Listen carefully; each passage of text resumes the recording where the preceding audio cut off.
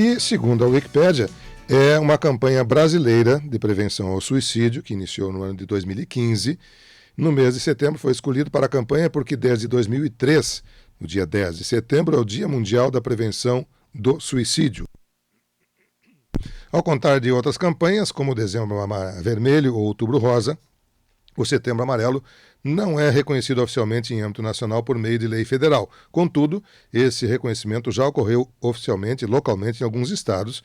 Cita aqui Santa Catarina, não sei se no Rio Grande do Sul em vários municípios, também não sei se Tupã que instituíram oficialmente esta campanha. E o símbolo da campanha é aquele símbolo que é tipo um lenço, né, que tem o Outubro Rosa e tal, tem o Setembro Amarelo, e tem o dizer assim, falar é a melhor solução, né? E ele trata do suicídio, como o próprio nome diz. Bom, para a gente ampliar essa informação, a gente teve a felicidade de se disponibilizarem a vir até aqui o pessoal do CAPS aqui do Tupã-Siretã. Estou com a psicóloga do CAPS, Ana Cláudia Longo, né? Marauense de nascimento, é isso? Tá certo? Marauense de nascimento, mas tupã-siretanense por profissão, né? Já está aqui já há algum tempo. A Luana Rambo Assis, São Miguel das Missões? São Nicolau. São Nicolau. São Nicolense? Seria quem é de lá? Isso, São Nicolauense. São Nicolauense, muito bem. Mas São Nicolauense que também profissionalmente está aqui na Terra da Mãe de Deus, já há um bom tempo, e que estão aqui na condição de profissionais que atuam junto ao CAPS, para ampliar essa informação sobre o Setembro Amarelo. Um tema muito delicado, um tema que até algum tempo atrás era quase que ignorado, no termo certo não seria ignorado, mas não se repercutia, não se trazia muito a público essas questões, e realmente é um tema bem delicado para ser tratado, né? Porque ele pode ser distorcido e até ser para as pessoas que estão com alguma dificuldade, com alguma tendência, ser até um certo estímulo, né? Então precisa ter muito cuidado ao se tratar desse tema.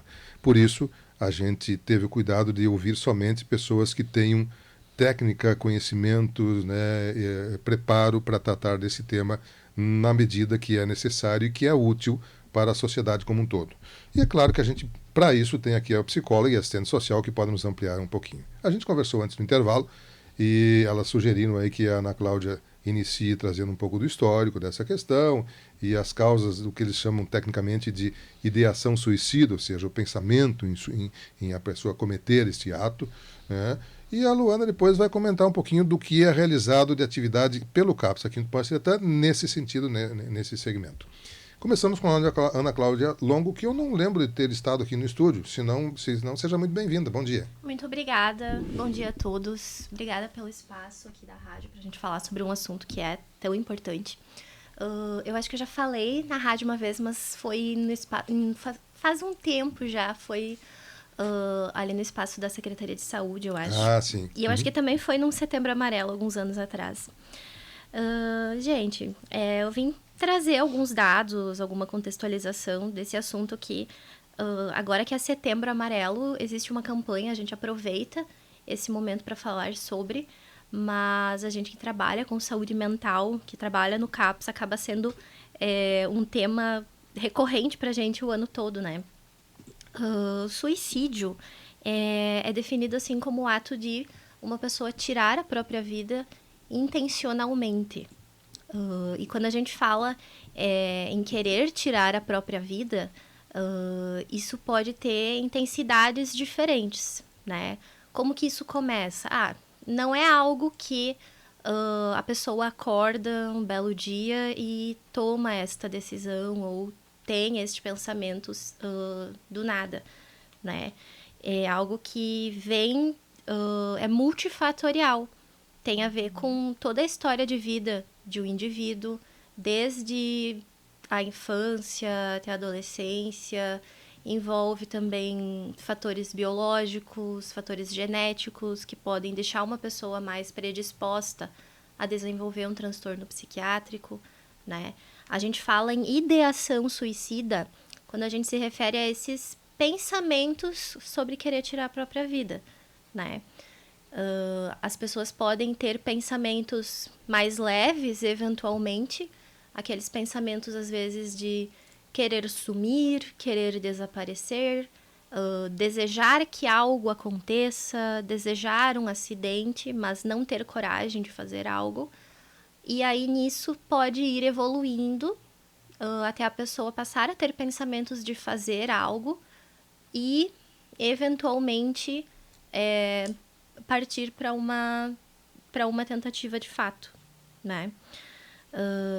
Os dados, eu estava até pesquisando ontem, porque os últimos dados que eu tinha eram mais de 2014, mas os dados sobre o suicídio, os números, eles são sempre um pouco alarmantes. E algo que eu pesquisei, que eu descobri ontem, que me chocou um pouco, porque eu não sabia, é que o suicídio ele tem diminuído. Os números de tentativas e de suicídios consumados, eles têm diminuído no mundo todo, exceto na América Latina. Na América... na América... é o único lugar do mundo em que o suicídio ele vem aumentando nos últimos anos, ao invés de diminuir. Nós tínhamos uma característica de um povo alegre, positivo, descontraído, e isto é o contrário. Eu acho que é um pouco de tudo, né? Acho que a gente tem essa característica, mas não quer dizer que as pessoas também não tenham, às vezes, um sofrimento, não tenham essas outras questões. Eu te interrompi, por favor. Prossiga o teu dado. Tudo bem.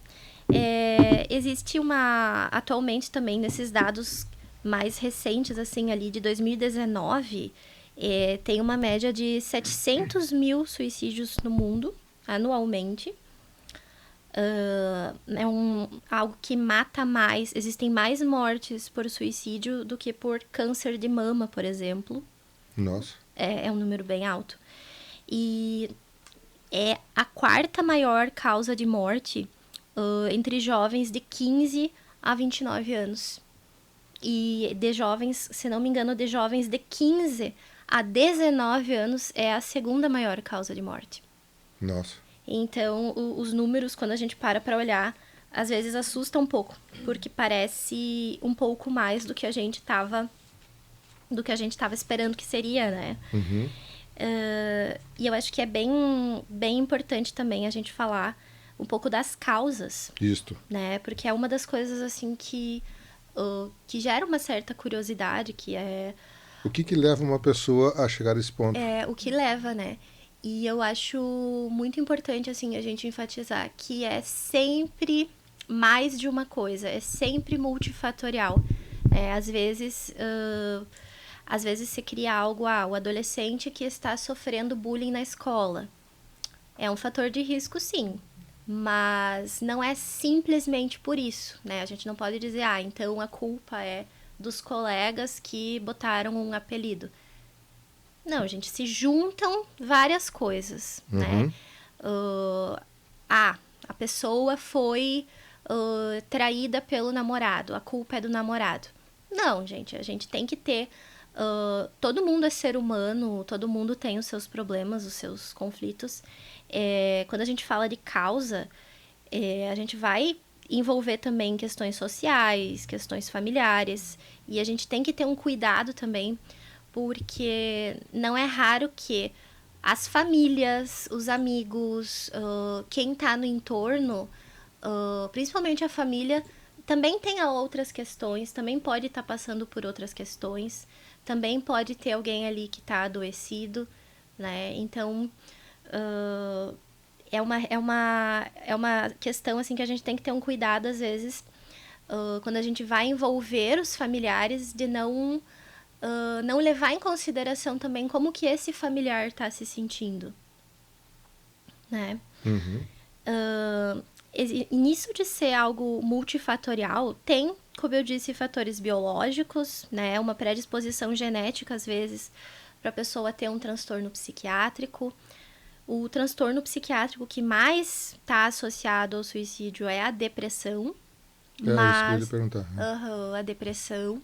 Além da depressão, um transtorno bipolar, transtornos psicóticos, esquizofrenia, transtornos de personalidade. Mas é importante ressaltar que, segundo a Associação Brasileira de Psiquiatria, 96, 97% por aí dos casos de suicídio estão associados a um transtorno psiquiátrico. Então, vem como a pessoa está adoecida. A pessoa está adoecida. Né? Como toda tragédia, aquela máxima da tragédia que ela nunca é um fato só, um somatório de coisas que chega a ela. Então, no suicídio também, essa tragédia também é causada por uma série de fatores que culminam a esse máximo aí. Você trouxe algumas características também que a maioria das pessoas que cometem o suicídio tem. Então, é importante porque a pessoa por si só, ela procura auxílio, ou normalmente as pessoas que estão junto a ela, especialmente familiares, que se apercebem disso e que induzem a pessoa a buscar um auxílio? Felizmente, eu acho que cada vez mais, até como tu mencionou antes, eu acho que todas as questões de saúde mental, né, envolvendo suicídio ou não, elas já foram um tabu muito maior a ser falado, né? E isso vem diminuindo, as pessoas, elas vêm tomando uma consciência maior, assim, de que tá tudo bem ir no CAPS, tá tudo bem ir na psicóloga, tá tudo bem ir num psiquiatra, tá tudo bem você precisar de uma medicação para você se sentir melhor, né? Ir num psicólogo, ir num psiquiatra não deveria ser considerado tão diferente, assim, de você ir num dentista ou de você ir num cardiologista, por exemplo. A gente percebe ali no dia a dia que tantas pessoas buscam por conta, como às vezes vêm familiares que incentivam e que trazem a pessoa. Quer dizer, ambos os casos acontecem, não Ambos tem os uma casos. tendência maior de um ou outro. Olha, eu acho que adolescentes, assim, no geral, mais vêm acompanhados dos pais. Dos familiares. Né, dos familiares. E tem alguns dados interessantes também nisso de ser algo multifatorial, né? Tem dados da OPAS, que é a Organização Pan-Americana de Saúde, sobre determinantes sociais também do suicídio, porque a gente que é psicólogo, a gente fala bastante, assim, da história de vida, da autoestima, da ansiedade, da depressão, desses fatores individuais, né? Mas é muito importante a gente também colocar que existem muitos fatores que são externos às pessoas que vão interferir nisso. Então, tem esses dados da OPAS, da Organização Pan-Americana de Saúde, que nos homens o suicídio ele está bastante associado com o uso de álcool e outras substâncias. Nas mulheres, ele está bastante associado com desigualdade educacional. E em ambos os sexos, tanto para homens quanto mulheres, tem uma associação grande com o desemprego. Nossa. Então, assim, tem muitas questões. As oportunidades que as pessoas têm, oportunidade de estudar, oportunidade de trabalho, oportunidade de ter uma qualidade de vida, de ter uma boa alimentação, de ter acesso ao mínimo que as pessoas precisam para ter uma qualidade de vida. Tudo isso vai também ser saúde mental, né? Quando a gente fala de saúde mental, educação, segurança, emprego, várias outras questões também vão estar associadas.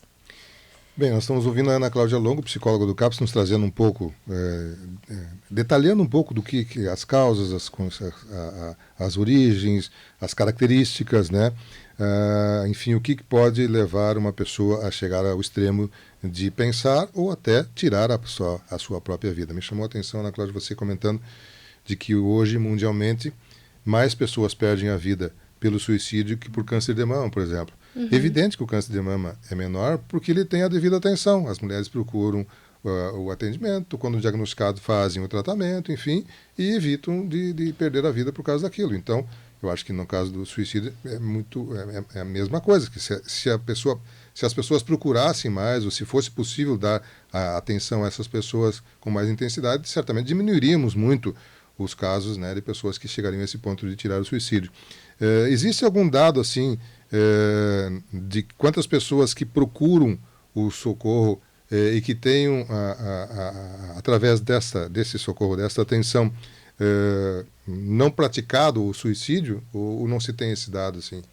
Olha, eu acredito que existam, sim, muitos artigos científicos e estudos, assim, sobre intervenções terapêuticas, sobre medicações, mas aqui eu acabei não trazendo nenhum dado desses artigos.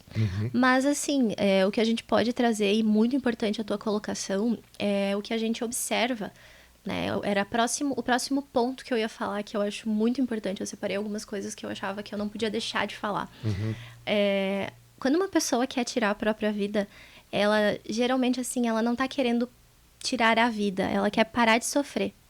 As pessoas querem parar de Ela não sofrer. suporta mais aquela condição dela, aquele estágio dela. Sim, é uma tentativa desesperada de parar de sofrer. Só isso, a pessoa não vê mais nenhuma alternativa. Ela não quer atingir alguém, normalmente ela não quer atingir alguém, prejudicar alguém ou fazer algo para outros, é para si.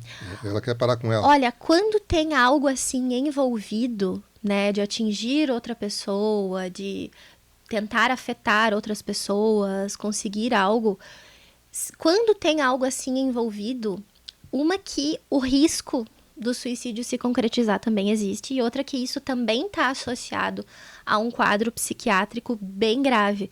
Porque vamos pensar, uma pessoa que está bem, que está saudável, se quer afetar a outra, se quer chamar a atenção da outra, não vai se machucar para isso. Sim. Né? Então, mesmo que fosse, é grave e é sinal de que tem algo ali que precisa ser tratado. Né? E aí entra também, como eu disse, levar em consideração o contexto, levar em consideração quem está em volta. Né? Levar em consideração, assim, um familiar, às vezes um pai, uma mãe, um companheiro, um irmão, quem está por perto, que essa pessoa também tem uma saúde mental que precisa ser olhada. Né? Às vezes essa outra pessoa também está com pensamentos, mas não está verbalizando tanto. Né? E em relação a esse sofrimento, eu sempre gosto, eu acho muito importante a gente frisar para as pessoas que existe outros caminhos, existe tratamento, existem outras formas da gente diminuir essa dor, esse sofrimento, que não seja tirando a vida. Né? Os tratamentos que a gente tem, assim, são dois principais, que é uma medicação, né, que é comum as pessoas terem uma certa resistência com medicação psiquiátrica, mas a gente vê no dia a dia, né, a gente vê o quanto as pessoas acabam se sentindo melhor depois de alguns dias, e também a questão da psicoterapia, né, que a pessoa chega, ela conta, e em psicoterapia a gente vai meio que dando uma organização, a gente vai organizando os pensamentos, compreendendo como que se chegou até ali, né? Eu acho que é necessário sempre muito acolhimento, muita paciência, muita validação, você ter os ouvidos bem atentos quando alguém chega assim com essa questão, porque as pessoas geralmente elas chegam querendo ser ouvidas, querendo ser compreendidas, e elas querem ficar bem. Na verdade, as pessoas acabam fazendo uma tentativa ou chegando a esse extremo por não ver outra forma de minimizar esse sofrimento, mas é uma dor muito grande. E a gente eu sempre gosto de reforçar, existem outras formas de minimizar essa dor, de você lidar com esse sofrimento e minimizar ele, sim, né, que não seja algo tão brusco, tão extremo. Né? E isso a gente observa. E a gente tem até uma... a gente tem questões assim de... Não tem como a gente trazer casos específicos, sim, assim, né? A gente mora numa cidade pequena e tudo mais, então não tem muito como a gente trazer casos mais específicos. Mas temos casos em Tupanciretã e eles estão indo até vocês? Sim, nós temos, e é algo assim que é gratificante pra gente. Assim, é muito gratificante quando você está atendendo, você está acompanhando, você faz aquele primeiro acolhimento e as pessoas voltam para você depois de uma semana, 2 semanas, dizendo que estão se sentindo um pouco melhores, dizendo que a medicação começou a fazer efeito, que aqueles pensamentos estão aos poucos diminuindo. Então, é isso que a gente gosta de frisar também, porque é importante frisar, né? Nós não estamos aqui só dizendo para as pessoas você não deve tentar tirar a sua vida. Não deve, mas também eu quero dizer que existem alternativas para ter uma vida que vale a pena ser vivida. Né? Você tem os números de Tupanciretã? É possível divulgar isso? Não temos. Não temos. Mas, então, sem os números concretos, digamos assim, mas numa avaliação superficial, temos números altos para a nossa população, médios, estamos numa proporcionalidade, digamos assim, como é que vocês avaliam? Eu acho que a gente tem um número alto, principalmente também nos dados, e aí vem de encontro também aos dados que eu trazia da OMS, da Organização Pan-Americana de Saúde, que a adolescência é um período bem crítico, assim, né? É um período muito crítico, porque boa parte dos transtornos psiquiátricos, eles começam em algum ponto da adolescência. Então, é um período muito crítico. E a Organização Mundial de Saúde, ela vem trazendo, assim, vem enfatizando o quanto é uma questão de saúde pública no âmbito mundial. E o quanto isso é algo que precisa ser... os países precisam ter campanhas, precisam ter estratégias. E... o segundo dado que eu olhei ontem, só 38 países no mundo todo têm uma campanha organizada, uma política pública organizada, totalmente focada na prevenção do suicídio. Nós temos? Olha, nós temos o SUS, nós temos a RAPS, nós temos o CAPS, mas uma política pública, assim, uma organização maior especificamente para a prevenção do suicídio, eu acredito, eu acho que não. Eu também não Posso conheço. estar enganada. Bom, Mas nós temos o CAPS, nós temos instituições que atendem a isso, mas não existe uma campanha, digamos, intensa de divulgação desse tema. Nós temos ações, né, em todos os níveis, né, enquanto política pública municipal, né, nós temos a atenção básica, nós temos a média complexidade, nós temos a alta complexidade, né, que são ramificações da política pública de saúde, e dentro, né, dessas especificações é trabalhado, né, durante todo o ano a questão da valorização da vida, a questão de uma saúde mental de qualidade, né, sem ter uma campanha em específico ou para esse tema, sim, mas ela né? faz parte de outras campanhas, outros trabalhos.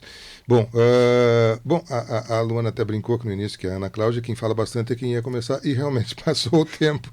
Agora eu estou olhando aqui a 9h33, a nossa próxima pauta era às 9h30, então peço desculpas a quem está aguardando para entrar, que é a nossa próxima pauta aqui que vai conversar, mas não podemos deixar de falar também com a Luana, mas acho que eu tenho que fazer um intervalo, é isso, Andrew?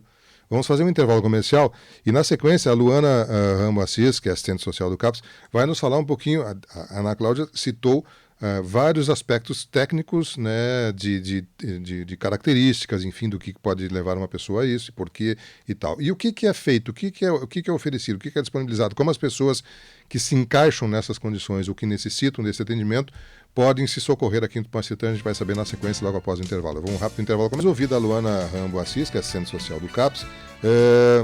Tudo isso que a Ana Cláudia Longo trouxe agora há pouco, Luana, e você estava acompanhando aqui, e vi que várias vezes você sinalizava concordando com as colocações que ela estava ali colocando.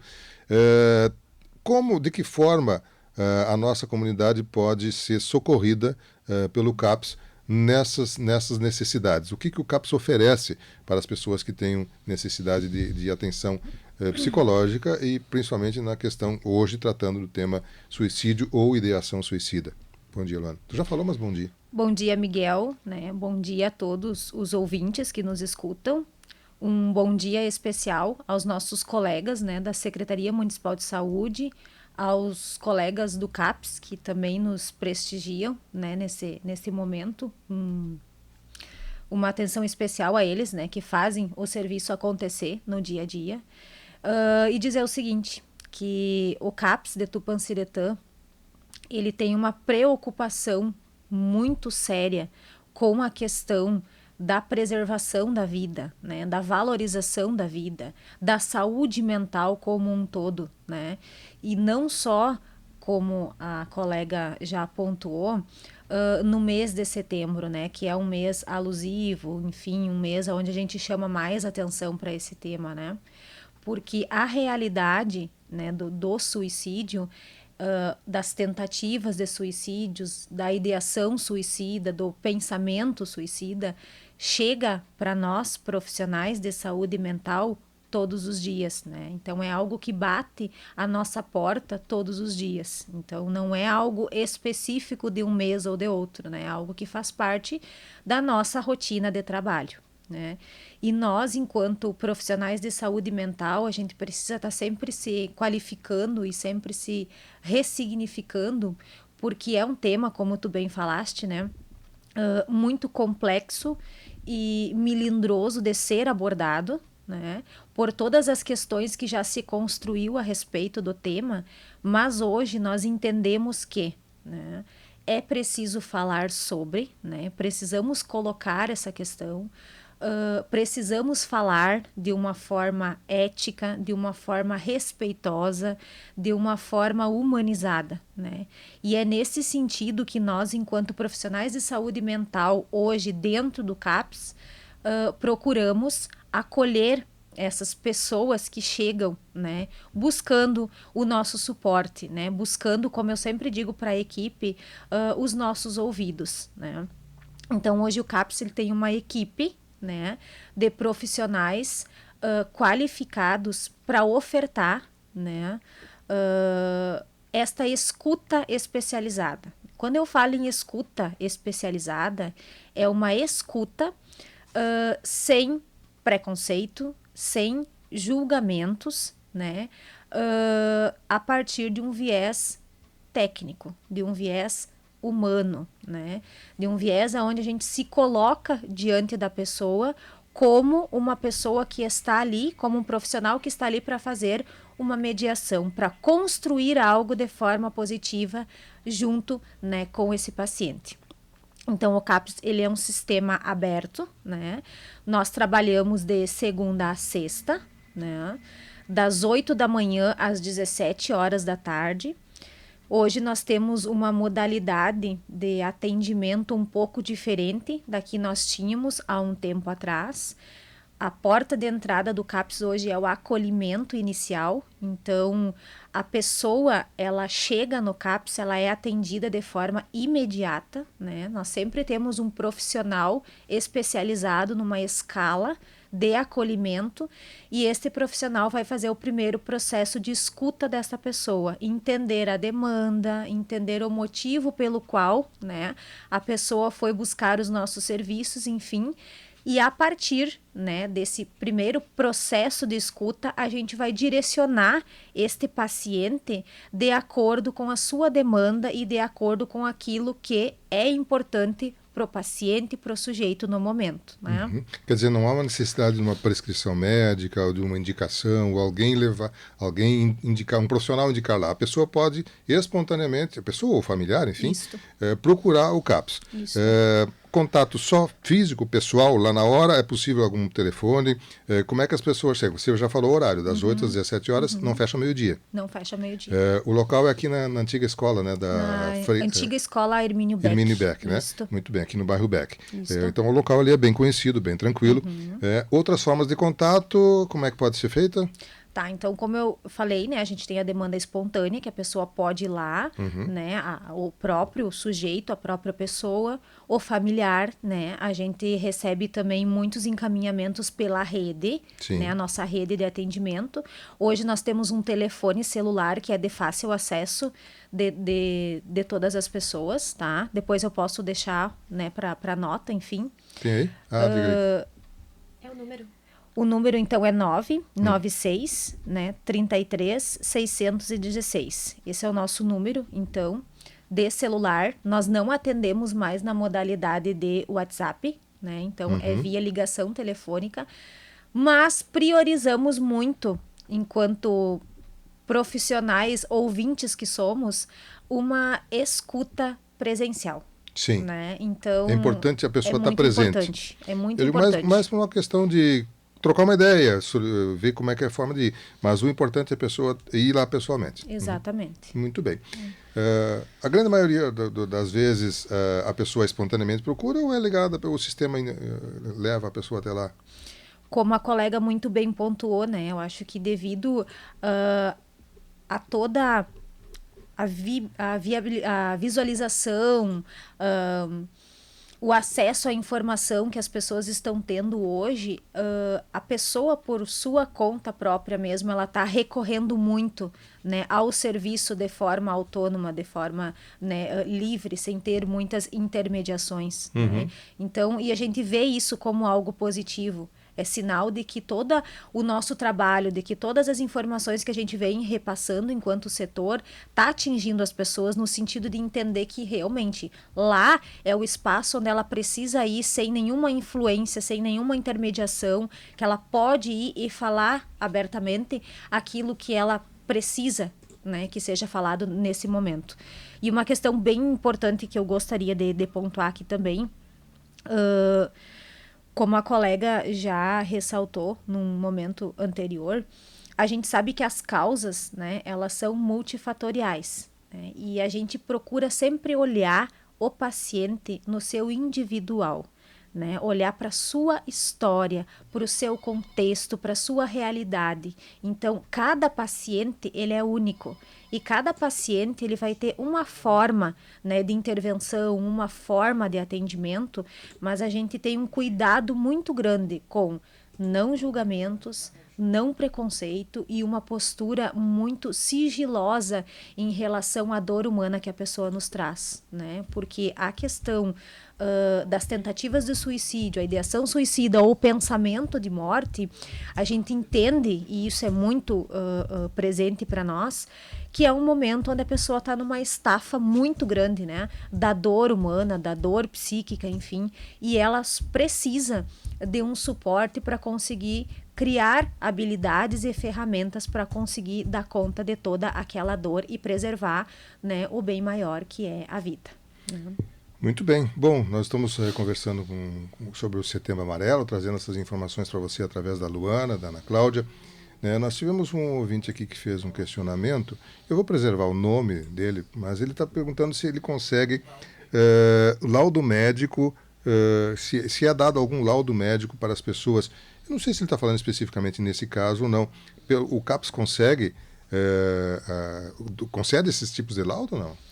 Sugiro, né, o ouvinte a comparecer até o setor, né, para passar por um processo de acolhimento para a gente entender realmente qual a demanda que o paciente traz, né?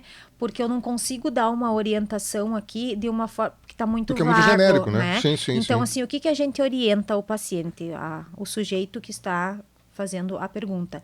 Que nos procure para a gente entender o contexto, para a gente entender a realidade, para a gente conseguir dar um suporte nesse sentido. Né?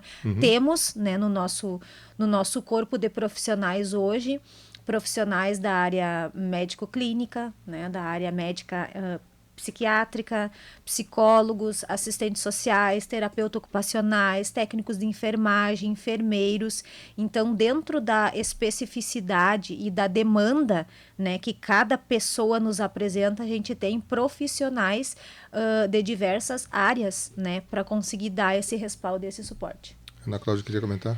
Só tecnicamente, como psicóloga, é direito do paciente ele ter, por exemplo, um atestado, né? Que ele compareceu tal dia para atendimento, porque às vezes precisa para o trabalho, precisa para a escola. Então, algumas coisas são mais simples.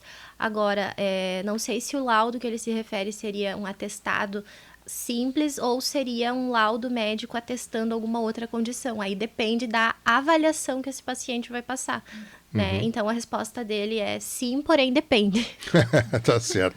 Bom, Ana Cláudia Longo, psicóloga do CAPS, Luana Rambo Assis, assistente social, nos trouxeram esse tema muito relevante e que, infelizmente, tem crescido na América Latina. A Ana Cláudia comentou, eu não sei se a América Latina como um todo, o Brasil também se encaixa nesse crescimento. Sim, nós também estamos no mesmo crescimento. Então, é preocupante, né? E mais preocupante ainda, claro que toda a vida tem valor, mas jovem, então, é muito mais, porque uma pessoa entre 15 e 19 anos, né, que é o período maior, para os jovens, é extremamente triste uma pessoa que tem toda a vida pela frente deixar de tê-la, às vezes, por uma questão que poderia ser contornada. Mas, novamente, muito obrigado pela presença de vocês, pelo profissionalismo, um bom trabalho para vocês, né, e graças a esse trabalho certamente muitas vidas serão salvas ou melhoradas, e a gente espera que as pessoas usufruam de todo esse esforço, de todo esse trabalho, de toda essa dedicação que profissionais dedicam, no intuito de minimizar ou até eliminar essa condição de infelicidade que as pessoas momentaneamente vivem. Se querem concluir com mais alguma coisa, senão vamos ficar por aqui. Mais algum detalhe, Luana? Quero agradecer mais uma vez, né, Miguel, a oportunidade que o programa sempre nos fornece, e eu acredito que é uma oportunidade muito significativa e muito válida, né, porque o meio de comunicação hoje da rádio, em específico, atinge, né, uma população de uma forma bem abrangente. Então, já são várias vezes que a gente busca, né, o suporte do programa, enfim, e a gente sempre tem essa adesão, esse carinho, esse respeito pelo nosso trabalho. Então, em primeiro lugar, um agradecimento especial a você, né, estendendo a todos o pessoal da rádio, aos colegas, né, a nossa rede de apoio, e um agradecimento especial a todos os pacientes, né, que passam por nós todos os dias e que fazem o nosso trabalho valer a pena. Da minha parte, muito obrigada. Perfeito. Ana Cláudia, queria concluir com algum detalhe? Bom, eu faço minhas as palavras da Luana, também agradeço o espaço para a gente falar desse assunto tão importante. E eu só queria reforçar que o nosso número é 55, né, e 9963-3656. Esse é o número do CAPS. 9963-3656. Tá. Esse é o número do CAPS. Tá faltando mais um 9 aqui, eu acho. É 9 na frente. Ah, tá. Mais um 9 na frente. Tá bem.